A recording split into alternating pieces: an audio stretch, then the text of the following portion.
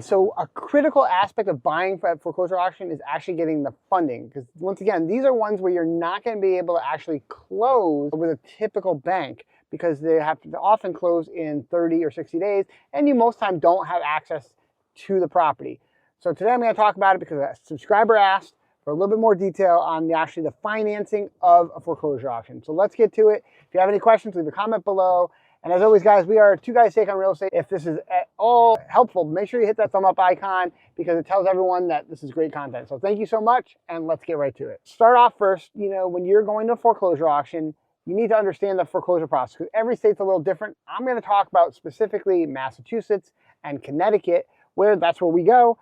It's going to be very similar to other states, but not always the same. One of them, for instance, might be the deposit amount. So for instance, Connecticut typically is 10% of the appraisal. That's a judicial state. They'll often actually hire and get an appraisal, which you can find on their court website through just pull the docket number, you can run it, and then you can kind of pull a lot of information about that property and the foreclosure, which is invaluable, to be honest. And then Massachusetts, it's generally 5, 10, 15, 20, 25, generally multiples of $5,000, often mostly $5,000 or $10,000 are your deposit checks. So, but some states I've heard that you actually have to come up with the deposit of the full amount that you're going to bid. So that would be a whole nother process. And either you'd have to use a line of credit that you have, or maybe you have funds with a partnership, or maybe a hard money lender that gives you the funds ahead of time. I'm not sure. Maybe even just going to the foreclosure auction yourself and actually experiencing it and asking a bunch of questions would be a great way to get familiarized with how it's done in that state or that county. I'm going to be talking about specifically Massachusetts and Connecticut, because that's what we do. Just checking on a project.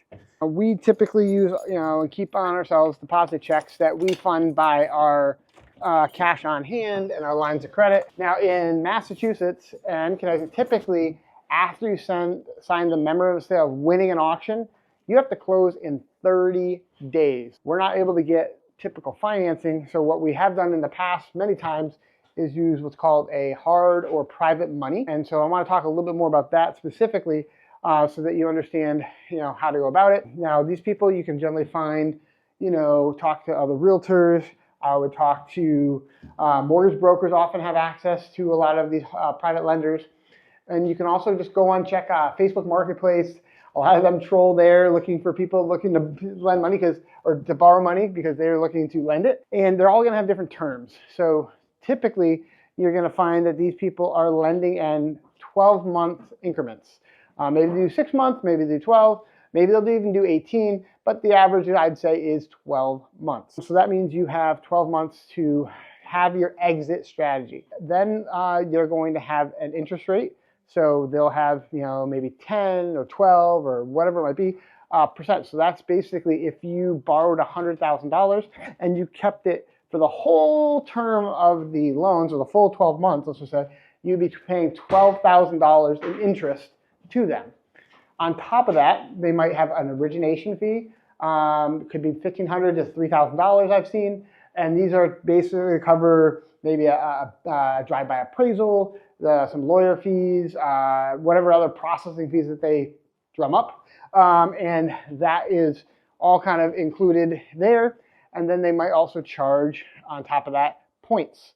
So what is a point? A point, so say if they charge 1 point, that is basically 1% of the loan. So back to the $100,000 example, 1 point would be $1,000, 2 points, $2,000, so on. And now sometimes, and everyone's negotiable, they might have you pay the points and the origination fee at closing, and then they'll charge you monthly for the interest, or they might roll everything into at the end of the loan. It really depends, and honestly, often that's very negotiable. So some might be more amenable if you have a lot of experience. Maybe you also can negotiate something with giving extra collateral. Be careful of that. And if you're adding extra collateral, that might be you have another property that you owe very little on or own outright, and you're putting it as they're putting a lien on it.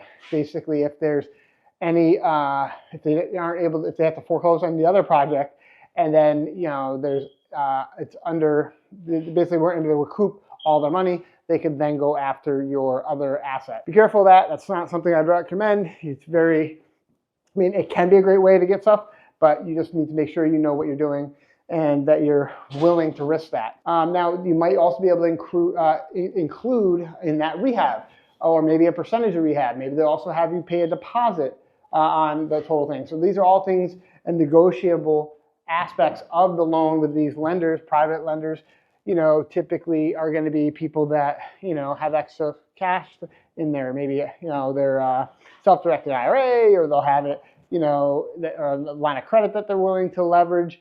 And they, just an individual that looking to make a spread on, as opposed to putting it into a CD or something. Hard money lenders are generally more institutional, larger company players that basically are, maybe they have a line of credit with a bank and they're just, lending out a spread. And they kind of, generally have a larger, pool of buyers and larger access to capital that they're looking to leverage. So private lenders might be a cheaper option than hard money lenders for you. So just kind of keep that in mind. But shop around, figure out what people have and what you can get the best rate. So big thing in here is shop around for the best terms and the best rate that will fit your your project, whatever you're doing, buying at foreclosure auction.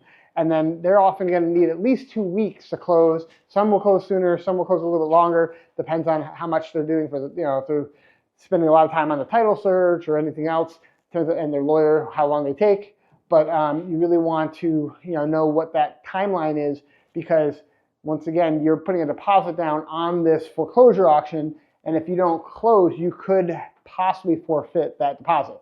So you really want to make sure that whoever you're going to be borrowing from will be able to close in a timely fashion. Otherwise, you're risking 5 or 10, or who knows, if you're down in Connecticut, 80 grand plus. It really depends on what you're doing. So you really want to make sure you have that lined up in advance. But this is like a method that, like I said, we've used a lot in the past. We still use somewhat today. And we also do some hard money lending ourselves to people that we know. It is a great way to do these foreclosure auctions, and allows you to close on them and get the deals that we can get, like the one we got just the other day. It was a 2-family house. It was a fantastic deal, and I mean, we were buying it in prices that honestly were like maybe 4 years ago. So that was really a great win for us, and we're all excited about that next project coming up soon in 30 days-ish.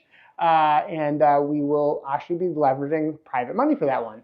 And for those, that is going to be 9 and 1. So we have 9% with 1 point. If you have any questions about anything like that, or the person who requested this video, I hope this answered all the questions that you were wanted to know about financing a foreclosure auction. Now, once again, you could possibly try using a traditional mortgage, but I tell you, it's highly risky, and then you're risking your deposit if you don't close on time. I would err on the side of caution and use more something like a private funding, if that's what you need funding for, or if that's what you need to do as opposed to your own money. Thank you so much for joining us, and I wish you guys the best, and I hope you guys win your first foreclosure, or your second or third, whatever one you're on.